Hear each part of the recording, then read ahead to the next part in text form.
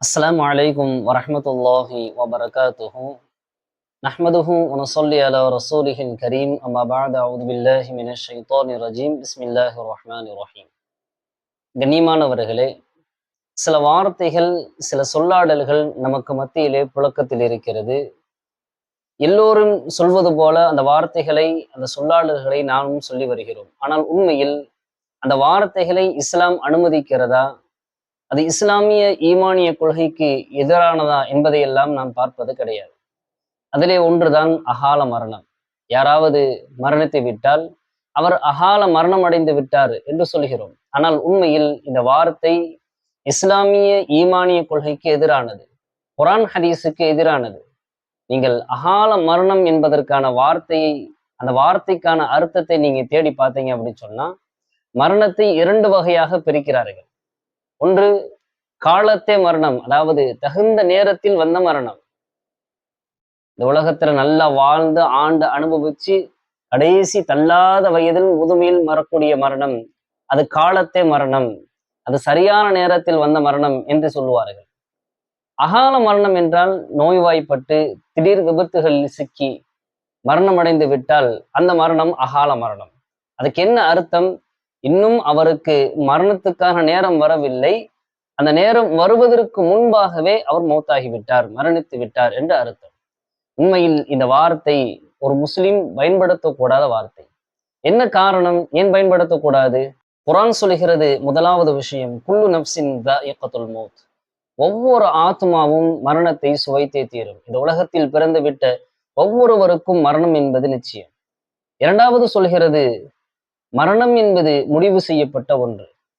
ஒருவர் அவருக்கு எந்த நேரத்தில் எந்த இடத்தில் எப்படிப்பட்ட சூழ்நிலையில் மரணம் வரும் என்பதை அல்லாஹு தாலா முடிவு செய்து விட்டான். அந்த முடிவு செய்த விஷயத்தை அல்லாஹ் மறைத்து வைத்திருக்கிறார். நமக்கெல்லாம் பிறந்த தேதி தெரியும், ஆனால் நாம் மரணிக்கிற தேதி தெரியாது. அல்லாஹ் அதை மறைத்து வைத்திருக்கிறார். மூன்றாவதாக குரான் சொல்லக்கூடிய விஷயம்,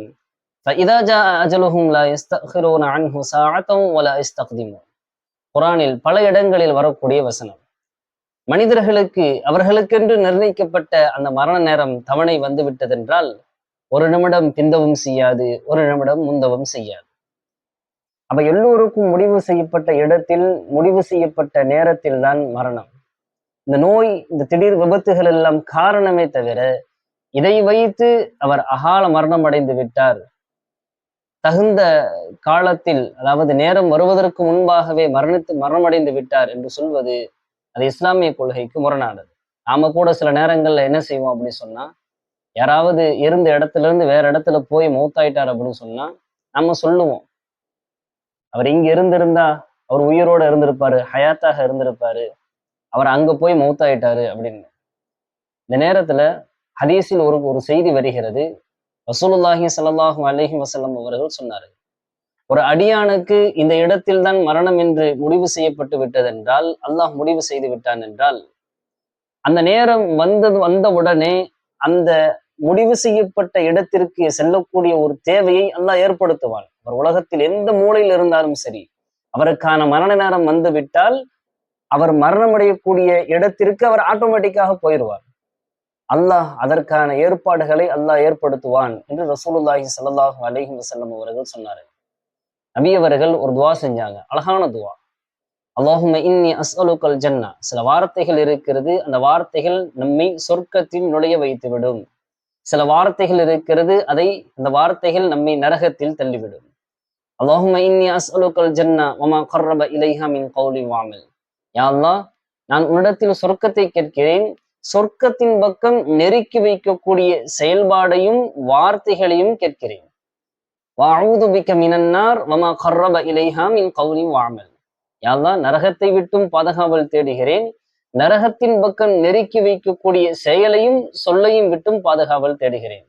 நாம் ஒவ்வொருவரும் எல்லா நேரங்களிலும் கேட்க வேண்டிய துஆ இது. அப்ப அகால மரணம் என்பது இஸ்லாமிய கொள்கைக்கு, ஈமானிய கொள்கைக்கு, குரான் ஹதீஸுக்கு முற்றிலும் முரணானது. ஒரு முஸ்லிம் பயன்படுத்தக்கூடாத வார்த்தை. அல்லாஹ் ஜல்ல ஷானஹு தஆலா விளங்கி அமல் செய்யக்கூடிய பாக்கியத்தை நம் அனைவருக்கும் தருவானாக. அஸ்ஸலாமு அலைக்கும் வரஹ்மத்துல்லாஹி வபரகாத்துஹு.